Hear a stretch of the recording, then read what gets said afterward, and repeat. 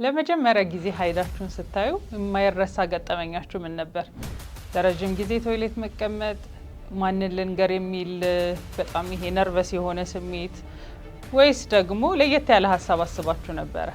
ዛሬ ኢንሻአላህ የምናወሳው ሴቶች ለመጀመሪያ ጊዜ ሀይድ ከማየታቸው በፊት ወይም ደግሞ በዚህ 2 እና 3 ዓመት ሀይድን ካዩ ለነሱ ምን አይነት ግንዛቤ ያስፈልጋቸዋል፣ ማወቅ ያለባቸው ነገሮች ምንድናቸው የሚሉትን፣ በተለይ ደግሞ መጀመሪያ አካባቢ ሀይድ ላይ ብዙ ማናቃቸው ነገሮች ይኖራሉ። ሰውነታችን አዳዲስ ለውጦችን ማሳየት ይጀምራል። ስለዚህ እንደ ኖርማል የምናስተናግዳቸው ለውጦች ስላልሆኑ ስለነሱ ነው የምናነሳው።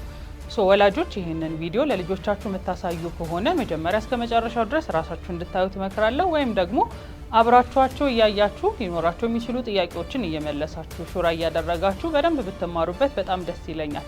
እስከ መጨረሻው ድረስ ቪዲዮውን እንድታዩ ተጋብዛችኋለሁ። ሰብስክራይብ ካላደረጋችሁ እንደዚህ አይነት መረጃዎችን ለማግኘት ሰብስክራይብ አድርጉና አብራችሁን ቆዩ። አሰላሙ አለይኩም ወራህመቱላሂ ወበረካቱ። የዛሬ ሙስሊም ሴት ክፍላችን ስለ ሀይድ ሊያነሳ ወደደ። ስለዚህ ከመጀመሪያው ጀምረን ስለ ሀይድ ምንነት፣ ሀይድን ምን ይዞ ይመጣል፣ ሰውነታችን ላይ የሚያመጣቸው ለውጦች ምንድናቸው፣ ከኛስ የሚጠበቀው ከዲናዊ መረጃዎች አንጻር ምንን ማስተዋል ይጠበቅብናል የሚሉ መረጃዎችን እናነሳለን። ከርዕሱ እንደምታዩት ይህ ቪዲዮ ሙሉ በሙሉ ለሴቶች ብቻ የተዘጋጀ ቪዲዮ ስለሆነ ለሚመለከታቸው ሰዎች መረጃውን በማድረስ ሰብስክራይብ አድርገው እንዲመለከቱ ጋብዟቸው። ወደ ቪዲዮ ቀጥላለሁ። ስለዚህ የምንነሳው ስለ ሀይድ ከተወራ አይቀር መጀመሪያ ሀይድ ምንድን ነው የሚለውን ሀሳብ ነው የምናነሳው። ልጆች በተለይ በጣም ብዙ የተደጋገሙ ጥያቄዎችን ይጠይቁናል። ሀይድ ምንድን ነው? ከየት ነው የሚመጣው? ምን አይነት የሰውነት ለውጦች ይመጣሉ? የትኛው ነው ኖርማል፣ የትኛው ነው አብኖርማል የሚሉትን ስለሚነሱ ከነሱ ነው የምጀምረው ኢንሻአላህ። ሀይድ ምንድን ነው? ሀይድ ሰውነታችን ላይ ከሚገኘው ክፍል ውስጥ አንድ ዑደትን ያመለከተ ነው። ስለዚህ ከማህፀናችን ወይም ደግሞ ከሆዳችን የታችኛው ክፍል ዝቅ ብሎ የሚመሰረት በደም ስሮች የተቀናጀ አንድ ቲሹ ወይም ደግሞ የምንለው ጡንቻ ይመሰረታል። ያ ጡንቻ ከጊዜ በኋላ ኖርማሊ የሚዘጋጅበት የመጀመሪያ ዋነኛው አካል ምንድን ነው? ያ ጡንቻ ልጅን ለመቀበል ሰውነታችን ላይ ይዘጋጃል። ብዙ ጊዜ የምንሳሳተው ነገር ምንድን ነው? ያ ጡንቻ ተመሰረተ ማለት ለእርግዝና ብቁ ነን ብለው ያስባሉ ብዙ ሰዎች። ነገር ግን ያ አይደለም። ይሄኛው የመጀመሪያው ስቴፕ ነው እንጂ አይምሯችን መዳበር አለበት፣ ሰውነታችን መዳበር አለበት። በአስተሳሰብም በሰውነትም ትክክለኛው እድሜ ላይ ስንሆን ነው ወደዛኛው ስቴጅ የምንሸጋገረው። ይሄኛው ልክ መሰረት እንደመጣያ የመጀመሪያው ስቴጅ ነው የሚሆነው ማለት ነው። ስለዚህ ያ ጡንቻ ከተሰራ በኋላ ምንድን ነው የሚደረገው? የሰውነታችን ክፍል ላይ ቦታውን ይይዛል። ያ ቦታውን ከያዘ በኋላ ያ ስጋ ወይም ደግሞ ያ በደም ስሮች የተሞላው ጡንቻ ከተቀመጠ በኋላ እርግዝናን ይጠባበቃል። ያ እርግዝና በማይፈጠርበት ጊዜ ያ ማህፀን ሙሉ በሙሉ ያፈርሰውና በደምና በፍሳሽ መልክ እንዲወገድ ይደረጋል። ያንን ነው ሀይድ የምንለው ማለት ነው፣ ወይም የወር አበባ በመባል የሚታወቀው። የወር አበባ ወይም ሀይድ የሚመጣባቸው እድሜዎች ስናይ ደግሞ ከ11 እስከ 14 ባለው የእድሜ ክልል ላይ ይመጣል። ነገር ግን አንዳንዶች ላይ ቀደም ብሎ የመምጣት፣ አንዳንዶች ላይ ደግሞ ዘግየት ብሎ የመምጣት የተለያዩ ኬዞችን ልናስተውል እንችላለን። ስለዚህ የሚመጣበት እድሜ ብቻ ሳይሆን የሚለየው የሚቆይበት ቀንም በዛው ልክ ይለያል። ከ3 እስከ 7 ቀን ወይም ደግሞ ከ3 እስከ 5 ቀን ሊቆይም ይችላል። እንዲሁም ደግሞ የሚመጣበት ቀናቶች ደግሞ ከ28 እስከ 31 ቀን ልዩነት ሊመጣ ይችላል። ስለዚህ የቀናቶች መዛባት፣ የብዛቱ ወይም ደግሞ አንዳንድ ነገሮች ለአንድ ሰው ብቻ ሳይሆን ለተለያዩ ሰዎችም የተለያዩ ጊዜያቶችን ሊያመላክት ይችላል ማለት ነው። የመጀመሪያዎቹ 2 እና 3 ዓመታት ብዙ ጊዜ ይሄኛው ዑደት እስኪስተካከል ድረስ ቋሚ ነገር ላይኖረን ይችላል። ማለትም በየወሩ በተመሳሳይ ቀን ላይመጣ ይችላል።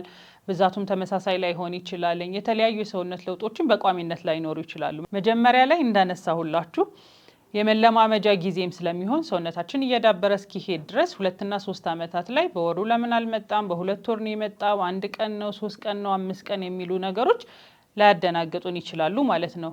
ከዛ ይልቅ ግን ቀኖችን ለወላጅ በማሳወቅ አንድ ላይ በመሆን ቀኖቹን እየመዘገቡ ትራክ በማድረግ ማስተካከል ይችላል ማለት ነው። ስለዚህ ሀይድ መምጣት ለአንድ ሴት ልጅ፣ ለአንድ ሙስሊም ሴት ምን መልእክትን ይዞ ይመጣል ወደሚለው ደግሞ እናልፋለን።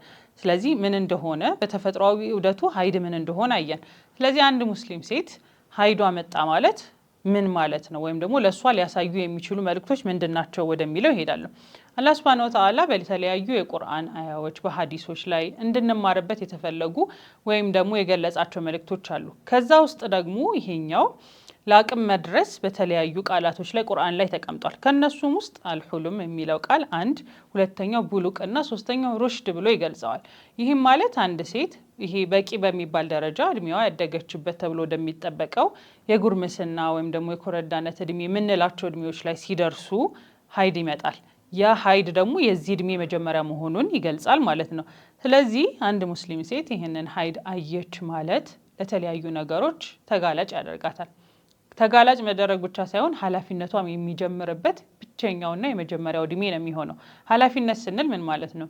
ነቢያችን አለይሂ ሰላቱ ወሰላም ከ3 ሰዎች ላይ ዘንብ እንደማይጻፍባቸው ወንጀላቸው እንደማይጻፍባቸው ነግሮናል። እነዚህ ሰዎች 3ቱ እነማን ናቸው? የመጀመሪያው ህፃን ልጅ እስኪያድግ ወይም ደግሞ ቡሉቅ ላይ አሁን ያልኳችሁ እድሜ ላይ እስኪደርስ ድረስ፣ ሁለተኛ የአእምሮ በሽተኛ አእምሮውን ወይም ደግሞ ያለበትን ሁኔታ ማገናዘብና ወደ ጤናው እስኪመለስ ድረስ፣ ሶስተኛው ደግሞ አንድ የተኛ ሰው ከእንቅልፉ እስኪነሳ ድረስ በሚያደርጓቸው ወንጀሎች በሙሉ ተጠያቂ አይደሉም ብሎናል አላህ ሱብሃነሁ ወተዓላ በተለያዩ ነገሮች ላይም ስላየ ነው። ስለዚህ ምንድን ነው ይህ እድሜ ከዚህ በፊት የነበሩ እድሜዎቻችን ላይ የሰራናቸውን እያንዳንዱ ዘንባችን ትክክልም ይሁን መጥፎም ይሁን የምንቀጣበት ነገር አይኖርም ማለት ነው። ልክ እቺ ቡሉቅ እድሜ ላይ ስንደርስ ግን ከዚህ በኋላ የምናደርጋቸውን ወንጀሎች በሙሉ ተጠያቂ እንሆንበታለን ማለት ነው። ስለዚህ እያንዳንዱ ኢባዳዎቻችን በትክክል መደረግ የሚችሉበት ወይም ደግሞ የሚጀምሩበት መቀጣትን መቆጣጠር የምንጀምርበት እድሜ ይሄኛው ነው ማለት ነው። ለዛ ነው ለእኛ ለሙስሊም ሴቶች እቺ እድሜ በጣም አስፈላጊና በትክክለኛው መንገድ ልንጠቀምባት የሚገባ እድሜ ናት ብዬ ይህንን ርዕስ ወደ እናንተ ይዤ የመጣሁት። ስለዚህ ከዚህ በፊት ያልጠየቅንባቸው ወይም ደግሞ ያልተጠየቅንባቸው ኢባዳዎች ከዚህ በኋላ ግዴታ ይሆኑብናል። ለምሳሌ እንደ ሙስሊም ሴት መገለጫችን የሆነው ሂጃብ ስንል ሰውነታችንን ሸፋፍኖ መውጣት፣ መታየት የሌለባቸውን ነገሮችን መሸፈን ከዚህ እድሜ ይጀምራል።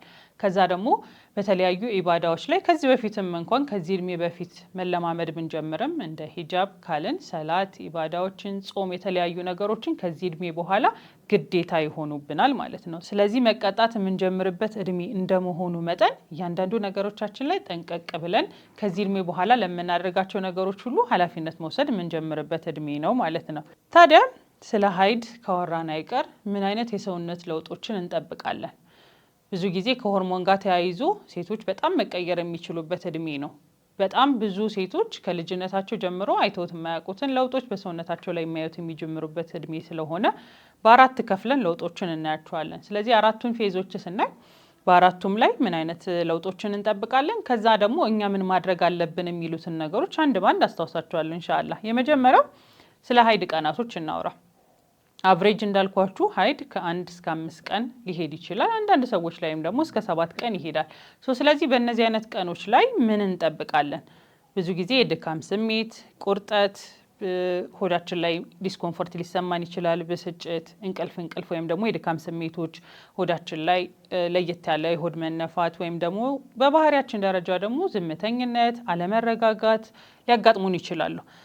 በጣም ደግሞ ብዙ ሰዎች ኮምፕሌን የሚያደርጉበት ነገር ምንድን ነው? ከባድ የሆነ የሰውነት ሙቀት። ይሄ ከውጭ ወደ ውስጥ የሚገባ የሰውነት ሙቀት ሳይሆን ከውስጥ ወደ ውጭ የሚወጣ አይነት የሰውነት ሙቀት ያጋጥማል። ስለዚህ እነዚህ በሚያጋጥሙን ጊዜ ወይም ደግሞ የተለመደ ነው እንዳልኳችሁ ከሴት ሴት ወይም ደግሞ ከአንዷ ወደ አንዷ የተለያየ ቢሆንም እነዚህ አይነት ሲምፕተሞች ያጋጥማሉ። ስለዚህ መፍትሄው ምንድን ነው? በብዛት ውሃ መጠጣት፣ እንደሚስማማን ሙቅም ሊሆን ይችላል፣ ቀዝቃዛ ሊሆን ይችላል። እነዚህም መጠቀም፣ እረፍት ማድረግ፣ በተቻለን አቅም ተመጣጠነ የሆነ እንቅልፍም ምግብም ያስፈልገናል በዚህ ሰዓት ላይ። በተጨማሪም ደግሞ ወገባችን ላይ ሙቀትን የሚፈጥሩ የሚችሉ ሙቅ ውሃ ማድረግም ሊሆን ይችላል። የተለያዩ ጨርቆችን ተጠቅሞ በማሰር ሊሆን ይችላል። ሙቀት ይፈጥራሉ ብለን የምናስባቸውን ነገሮች መጠቀምም አስፈላጊ ነው። ከዛ ውጭ ደግሞ የንጽህና መጠበቂያን በተለያዩ ጊዜዎች እየቀየሩ ንጽህናችንን በጠበቀ መልኩ መጠቀም፣ ሻወር መውሰድ። ብዙ ጊዜ የሚዘናጋው ነገር ሰው ምንድን ነው ኦልሬዲ ሀይድ ላይ ነኝ በማለት ሻወር አለመውሰድ። ነገር ግን የሰውነት ሙቀት እንዳልኳችሁ ከውስጥ ወደ ውጭ ስለሚወጣ በተከታታይ መታጠቡ የሰውነት ቴምፕሬቸራችንም ሬጉሌት እንዲያደርግ ይጠቅመናል። አመጋገባችንን የምንወስዳቸውን ነገሮች ፈሳሽ ነገር ማብዛት አስፈላጊ የሚሆንባቸውን ጊዜ ይሆናሉ። ሀይድን ከጨረስን በኋላ የሚቀጥለው ሁለተኛው ፌዝ ፎሊኩላር ፌዝ በመባል ይታወቃል። ይሄኛውን ፌዝ ደግሞ ከሀይድ በኋላ ሰውነታችን ከተመለሰ የሚቀጥለው ፌዝ ሲሆን የሚታወቀውም ደግሞ እንቁላል የሚመረትበት ጊዜ ነው። ቅድም እንዳልኳችሁ እርግዝና ለመፈጠር መጀመሪያ እንቁላል መሰራት አለበት። ያ የእንቁላል ዝግጅት የሚጀምርበት ጊዜ ፎሊኩላር ፌዝ ይባላል ማለት ነው። ታዲያ ከሀይድ በተቃራኒው በጣም ኢነርጄቲክ የምንሆንበት፣ ንቁ የምንሆንበት፣ ብዙ ስራዎችን መስራት የምንፈልግበት፣ በጣም የደስታ ስሜት የሚሰማን ጊዜ ነው።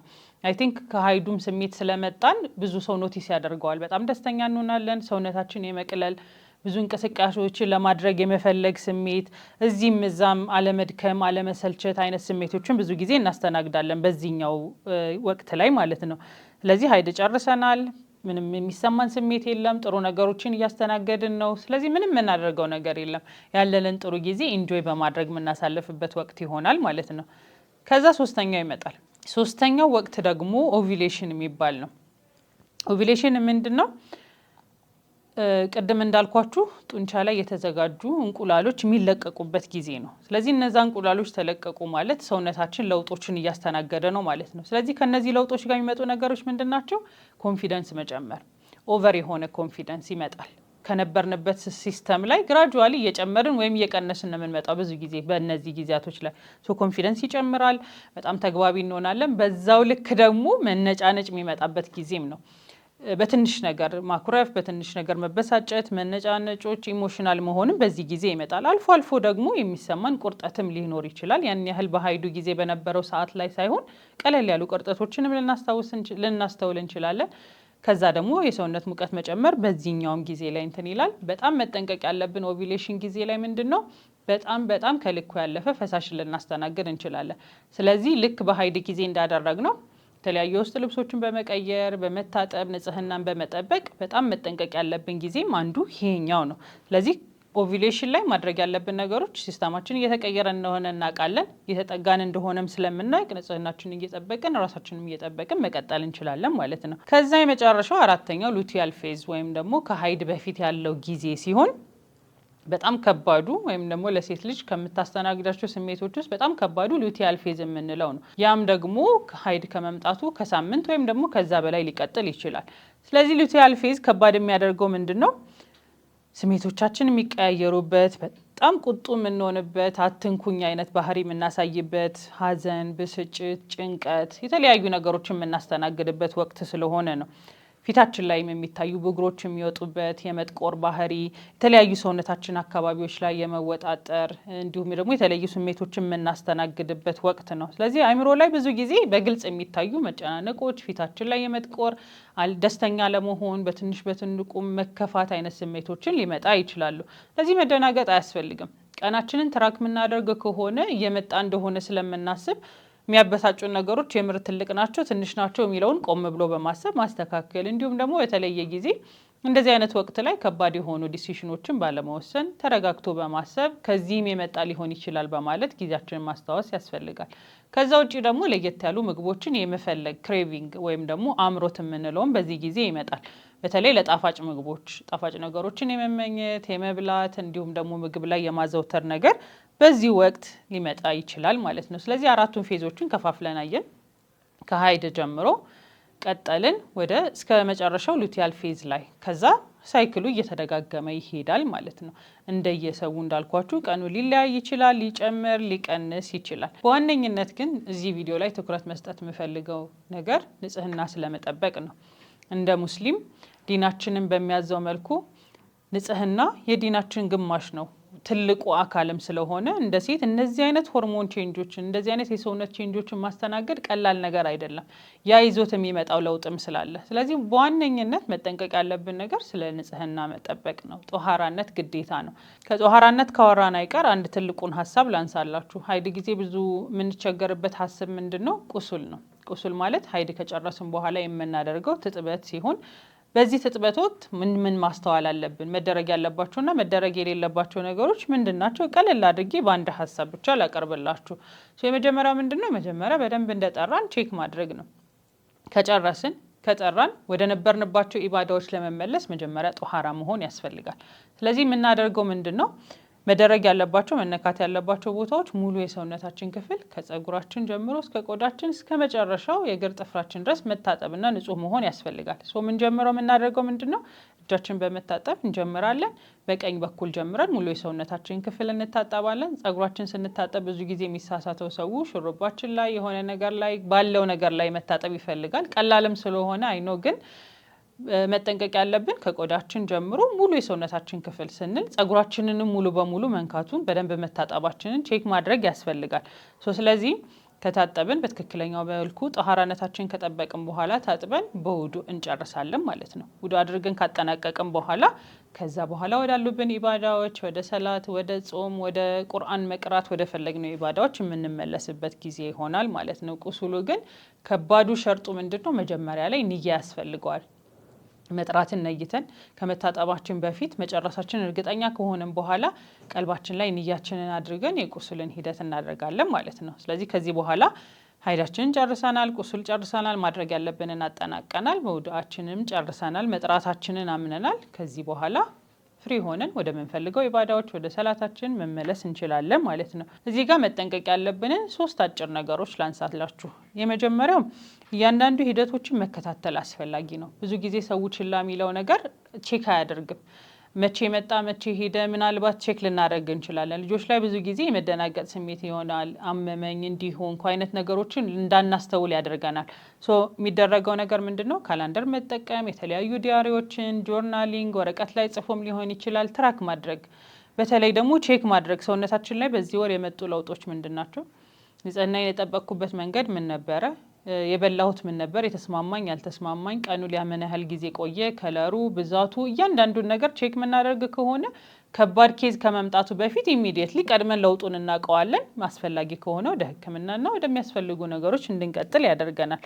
ስለዚህ በደንብ ትራክ ማድረግ አስፈላጊ ነው ማለት ነው። ሁለተኛው ደግሞ ንጽህና። ቅድም እንዳነሳሁላችሁ እንደ ሴት እንደ አንድ ሙስሊም ሴት እንደ ጦሃራነት ስናወራ መጀመሪያ አላማችን መሆን ያለበት ንጹህ መሆን ነው። እያንዳንዱ የምንጠቀማቸውን ነገሮች በንጽህና መያዝ፣ የሰውነታችንን የሙቀት መጠን እንዳልኳችሁ በጣም ስለሚቀያየር በንጽህና ጦሃራ ሆነን ጊዜያችንን እንድናሳልፍ መጣር ያስፈልጋል። ከዚሁም ጋር ተያይዞ የንጽህና መጠበቂያዎችን ከ4 እስከ 6 ሰዓት በዛ ከተባለ እስከ 8 ሰዓት እየቀያየሩ መጠቀም። ከነዚህ ነገሮች ጋር አንድ ላይ በማስኬድ የንጽህናችን እየጠበቅን ጤናችንን በዛው መጠበቅ ያስፈልጋል ማለት ነው። ሶስተኛውና የመጨረሻው ነገር ምንድን ነው? ውሃና የተመጣጠነ ምግብ። ብዙ ጊዜ የምንሳሳተው ነገር ቁርጠት ያመጣል በሚል ብዙ ሰዎች ውሃ መጠጣትን አቮይድ ያደርጋሉ።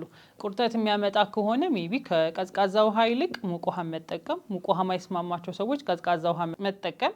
ውሃ ጠቅላላውን ደግሞ ችግር የሚያመጣ ከሆነ ሃይድሬት ለማድረግ ራሳችንን በተለያዩ የፈሳሽ መጠኖች እየተጠቀምን እየቀያየርን ሰውነታችን መጠበቅ። ምግብ ደግሞ በጣም የተመጣጠኑ ምግቦችን መጠቀም። የማያስችለን ከሆነ ደግሞ ሰውነታችን እንዳይጎዳ ሜቢ ተጨማሪ የሆኑ ሰፕሊመንቶችን፣ ቪታሚኖችን ከወላጅ ጋር በመነጋገር ከሐኪሞች ጋር በመነጋገር አስፈላጊ የሚሆኑ ሰውነታችን የሚፈልጓቸውን ኒውትሪየንቶች እንዲያገኝ በመውሰድ ራሳችንን መጠበቅ እንችላለን ማለት ነው። ኢንሻአላህ በዚህ ቪዲዮ ትጠቀሙበታላችሁ ብዬ አስባለሁ። ስለ ሀይድ አንዳንድ ጀነራል የሆኑ መረጃዎችን አንስተናል። አጠር አድርጌ ለማቅረብ ነው የሞከርኩት። ኢንሻአላህ ቀጣይ ቪዲዮዎቻችን ላይ በምን እናውራ፣ ስለምን ርዕስ እንወያይ የምትሏቸው ይጨመር የምትሏቸውም ሀሳቦች ካሉ ኮመንት ላይ ያሳውቁኝ። ኢንሻአላህ ሰፋ ባለመልኩ ይዤላችሁ እመጣለሁ። አሁንም ቢሆን ሰብስክራይብ ያላደረጋችሁ ሰብስክራይብ አድርጉ። ይህ ቪዲዮ ይጠቅመዋል ለምትሉ ሰዎች ደግሞ ሼር በማድረግ አብራችሁ እንድታዩ ጋብዛለሁ። እስከ መጨረሻው ድረስ ስላዳመጣችሁኝና አብራችሁኝ ስለቆያችሁ ጀዛኩሙላሁ ኸይረን። ወሰላሙ አለይኩም ወራህመቱላሂ ወበረካቱ።